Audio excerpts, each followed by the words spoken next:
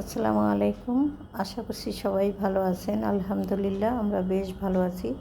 নতুন আরও একটি ভিডিও নিয়ে আসলাম। আশা করছি শুরু থেকে শেষ পর্যন্ত দেখবেন, ভালো লাগবে। ভালো লাগলে লাইক কমেন্ট শেয়ার করে দিবেন, সেই সাথে সাবস্ক্রাইব করে আমার পাশে থাকবেন। সকালবেলা ঘুম থেকে উঠেছি, আশিপাশি অনেক কাজ সেরে নিয়েছি, তারপরে চলে আসলাম রান্নাঘরে। রান্নাঘরে এসেই সকালের জন্য নাস্তা তৈরি করছি। তো আজকের সকালে হচ্ছে হাতে মাখা খিচুড়ি রান্না করব। আমি আসলে কখনোই হাতে মেখে খিচুড়ি রান্না করিনি, এই প্রথম। যাই হোক, দেখা যাক কেমন হয়। তো খিচুড়িটা বসিয়ে দিয়ে আমি অন্য চুলায় ট্রান্সফার করে দিয়ে এই চুলাতেই বেগুন আর ডিম ভাজা করে নেব, কারণ একটু তাড়াতাড়ি হলে ঘরের কাজকর্ম করতে সুবিধা হয়। এমনিতেই শীত চলে এসেছে, সেই সাথে দিন একেবারেই ছোট হয়ে গেছে। সুতরাং দুই চুলায় রান্না করতে পারলে বেশি ভালো হয়। তার পাশাপাশি দুপুরের দিকে কিন্তু একেবারেই গ্যাস থাকে না, গ্যাসটা কমে যায়। সেই ক্ষেত্রে রান্না করতে গেলে বিশাল একটা ঝামেলার ব্যাপার হয়ে যায়। ঠিক টাইম মতো খাওয়া একেবারেই পসিবল না। তো এদিক থেকে আমার কিন্তু সমস্ত সকালের নাস্তা তৈরি হয়ে গেছে, মানে রেডি হয়ে গেছে। এখন ডাইনিংয়ে আমি খাবার দিয়ে দিব, কারণ নাস্তা খেয়ে আমার হাজব্যান্ড আবার তার মানে কাজের স্থানে চলে যাবে। তো তাকে তো নাস্তা দিতেই হবে, আর সেই সাথে আমি নাস্তা করে নিব। আর ডাইনিংয়ে রেডি করে রাখবো, ছেলেরা যখন উঠে তার ইচ্ছা মতো তারা খেয়ে নেবে। তো এখন আমরা দুইজন বসে একসাথে নাস্তাটা করে নিই, তারপরে বাদবাকি কী কাজকর্ম করি আপনাদের সাথে একটু একটু শেয়ার করার চেষ্টা করব। কারণ সম্পূর্ণ কাজ যদি বাসার আমি দেখাইতে যাই, সেটা আমার পক্ষে সম্ভব না। তবে আমি মাঝে মধ্যে খুব চেষ্টা করি, কারণ আমার আপনাদের সাথে কাজকর্ম শেয়ার করতে ভীষণ ভালো লাগে। এই তো দেখতেই পাচ্ছেন, নাস্তা তো করে নিয়েছি, তারপরে চলে আসলাম প্লেট বাটিগুলো একটু ধুয়ে গুছিয়ে নিতে। এরপর প্লেট বাটিগুলো ধুয়ে কিচেনটা একবারে দুপুরের রান্নার জন্য পরিপাটি করে রেখে যাব, যাতে করে ঘরের আদার সাইডের কাজকর্ম করে রান্নাঘরে এসে সুন্দরভাবে রান্নাটা করে নিতে পারি। তো যে কথা বলছিলাম, যে সম্পূর্ণ কাজ দেখাইতে গেলে আসলে অনেক বড় ভিডিও হয়ে যাবে, আর সেই সাথে আমি চেষ্টাও করি, কিন্তু চেষ্টা যতই করি না কেন আমার পক্ষে হয়ে ওঠে না। দিন তো ছোট হয়েই গেছে, সেই সাথে বাসায় মানে লোকজন শোয়াই থাকে বেশিরভাগ সময় খাটের উপরে।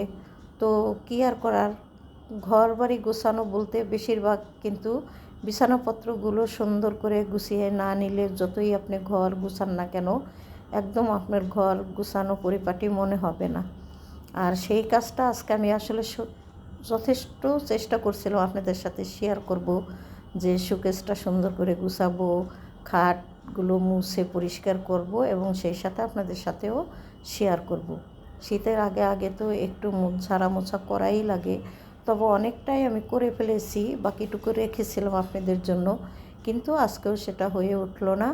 কারণ আমার ছেলেরা ঘুম থেকে আজকে উঠতে এত লেট করেছে যে আমার আর ওই কাজে যাওয়া সম্ভবই হলো না। এদিক থেকে কর্তামশাই একটুখানি বাজারে গিয়েছিল, মানে নিচে, তার একটা নিজের পার্সোনাল কাজের জন্যই গিয়েছে। সেই সাথে দেখেছে মূলা শাক একদম সতেজ তরতাজা, তো নিয়ে এসেছে, কারণ সে তো এসব খেতে ভীষণ পছন্দ করে, এবং আমার কারণে একটু কম আনার চেষ্টা করে। কারণ দেখতেই পাচ্ছেন, এই সব শাক বাছতে গেলে কিন্তু অনেকটা সময় চলে যায়, আর ঘরের কাজের কিন্তু হযবরাল অবস্থা হয়ে যায়।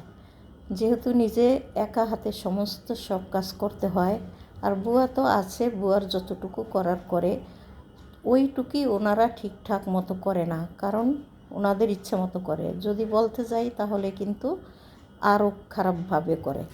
যাই হোক, এখানে দেখতেই পাচ্ছেন শাকটা এত সুন্দর ছিল, আর আমি কিন্তু খুব সুন্দর করে শাক বেছে পরিষ্কার করে নিয়েছি।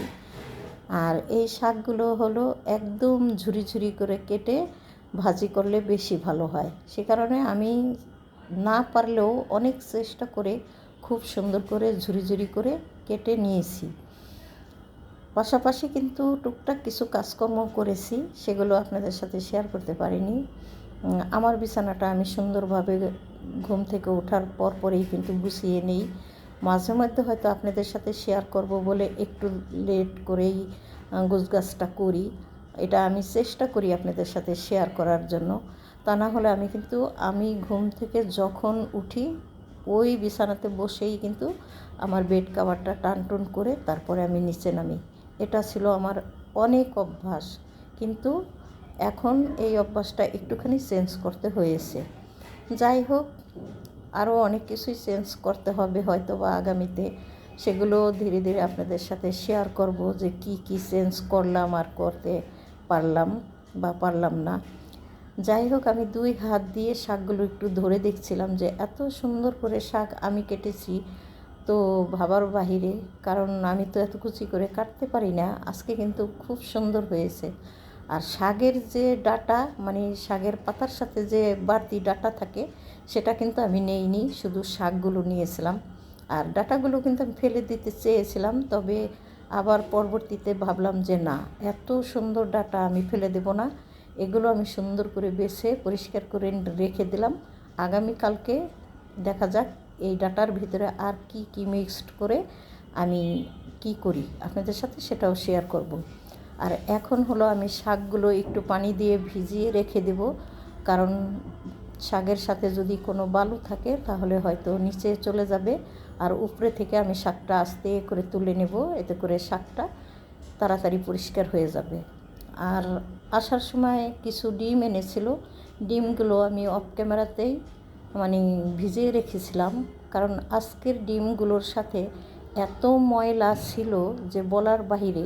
দেখে আমার একেবারে বিরক্ত ধরে গেছে। তো সেই কারণে আমি আগেই ডিমটা ভিজিয়ে রেখে দিয়েছিলাম।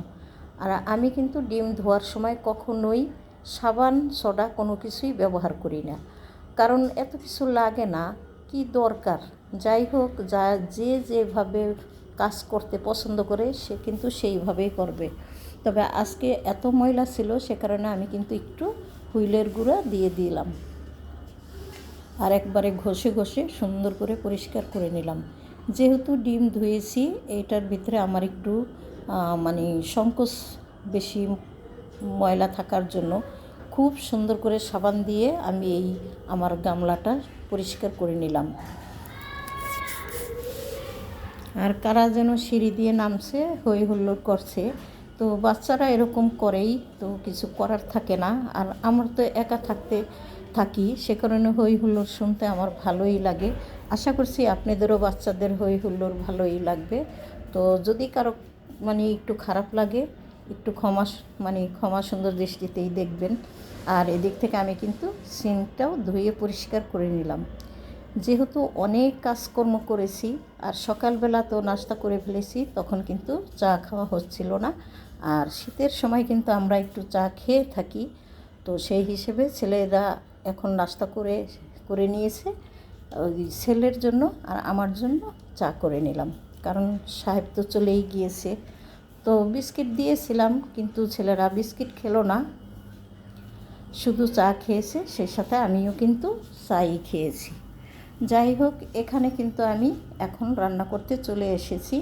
তো এই যে সিম্পল রান্না, অত ঝামেলা নেই। আর এই যে দেখেন, বলেছিলাম না দুপুরবেলাতে গ্যাস থাকেই না, চুলার দিক তাকালে হয়তো বুঝতে পারবেন একেবারেই কিন্তু গ্যাস নেই।